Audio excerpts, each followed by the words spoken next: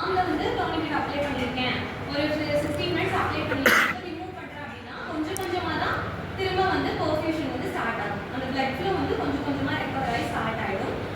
நம்ம வந்து அதுக்கப்புறம் திரும்பவும் பேஷண்ட்டுக்கு செக் பண்ணணும், பிளட் ஃப்ளோ நார்மலாக இருக்கா அப்படிங்கிற மாதிரி செக் பண்ணணும். ஏன்னா பிளட் ஃப்ளோ ப்ராப்பராக இல்லை, பிளட் ஃப்ளோ ரெஸ்ட்ரிக்ட் ஆகிருக்கு அப்படிங்கும்போது அந்த ஹார்ட் வந்து அஃபெக்ட் ஆகிறதுக்கான சான்ஸ். சரிங்களா? அடுத்து டேஞ்சர்ஸ் ஆஃப் யூஸ். இந்த டோர்னிமெண்ட் அப்ளை பண்ணுறதுனால என்னென்ன டேஞ்சர் வருதுன்னா, it depends on the duration. நம்ம முன்னாடி பார்த்தோம் இல்லையா, மேக்ஸிமம் டியூரேஷன் எவ்வளோ பார்த்தோம்? 2 hours பாஸ். ஐடியல் டியூரேஷன் எவ்வளோ பார்த்தோம்? 30 to 60 minutes. இது வரைக்கும் நம்ம அப்ளை பண்ணிட்டோம்னா ப்ராப்ளம் கிடையாது. மோர் தேன் 2 hours போகும்போது தான் நம்ம ப்ராப்ளமே ஸ்டார்ட் ஆகும். என்னென்ன மாதிரியான ப்ராப்ளம்ஸ் எல்லாம் வரும்னு பார்த்தீங்கன்னா, ஃபர்ஸ்ட் ஒன் வந்து நர்வ் டேமேஜ். அந்த பர்டிகுலர் டோர்னிமெண்ட் அப்ளை பண்ணியிருக்க பார்ட்டுக்கு கீழே இருக்கக்கூடிய பார்ட்டில் இருக்கக்கூடிய நர்வ் எல்லாம் என்ன ஆரம்பிச்சிட்டோம்னா டேமேஜ் ஆரம்பிச்சு. நர்வ் தான் வந்து என்ன கொடுக்குது? நம்மளோட மோட்டார் ஆக்டிவிட்டிக்கு ஹெல்ப் பண்ணுது, நம்மளோட சென்சரி சிஸ்டம் ஒர்க்காக ஹெல்ப் பண்ணுது. நர்வ் ஒர்க் ஆனால் தான் நமக்கு அந்த பர்டிகுலர் பார்ட்டில் சென்ஸும் இருக்கும், மூமெண்ட்ஸும் இருக்கும். நர்வ் டேமேஜ் ஆகிடுச்சுன்னா அந்த சென்ஸ் மூவ்மெண்ட் ஏதாவது இருக்குமா? அந்த இடத்துல நமக்கு பெயினும் இருக்காது. இப்போ கம்ப்ளீட்டாக நர்வ் டேமேஜ் ஆகிடுச்சுன்னா நம்னஸ் இருக்கும். அந்த பர்டிகுலர் அப்பர் லிம்பையோ லோயர் லிம்பையோ நம்மளால என்ன பண்ண முடியாது, எந்த ஒரு மூவ்மெண்ட்டுமே பண்ண முடியாது. Application can nerve damage leading to numbness. நர்வ்னஸ் எந்த ஒரு சென்ஸுமே அங்கே இருக்காது. Thinking and permanent nerve injury. அந்த நர்வ் வந்து கம்ப்ளீட்டாக வந்து பெர்மனண்ட்டாக இன்ஜுரி ஆகிடும். லைஃப் லாங் அவங்களுக்கு அந்த நர்வ் வந்து நம்மளால என்ன பண்ண முடியாது, திரும்ப அதோட பழைய நிலைமைக்கு கொண்டு வரவே முடியாது. ரெண்டாவது பார்த்தீங்கன்னா மசில் டேமேஜ். அந்த பர்டிகுலர் பார்ட்டில் இருக்கக்கூடிய மசில்ஸ் வந்து பிளட் ஃப்ளோ இல்லாதனால மசில்ஸ் வந்து டேமேஜ் ஆகிடும். It lead to necrosis or permanent weakness. நெக்ரோசிஸ்னா என்னப்பா? செல்ஸ் வந்து டெத் ஆகுது. எதனால செல்ஸ் இங்கே டெத் ஆகுது?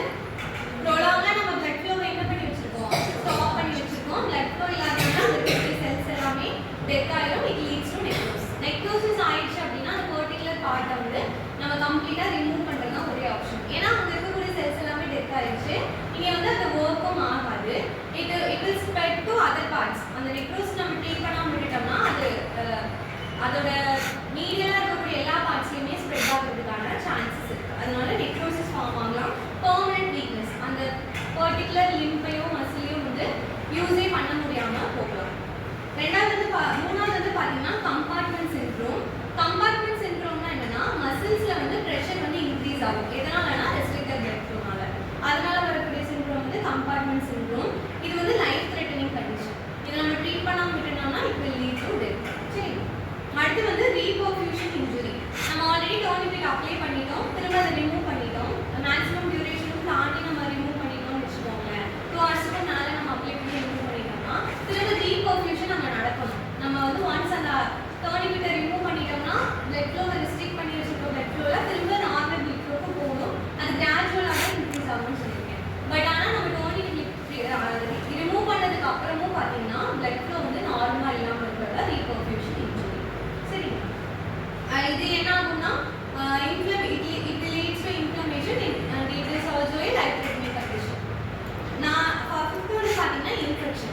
Improper tourniquet application or maintenance can lead to risk of infection.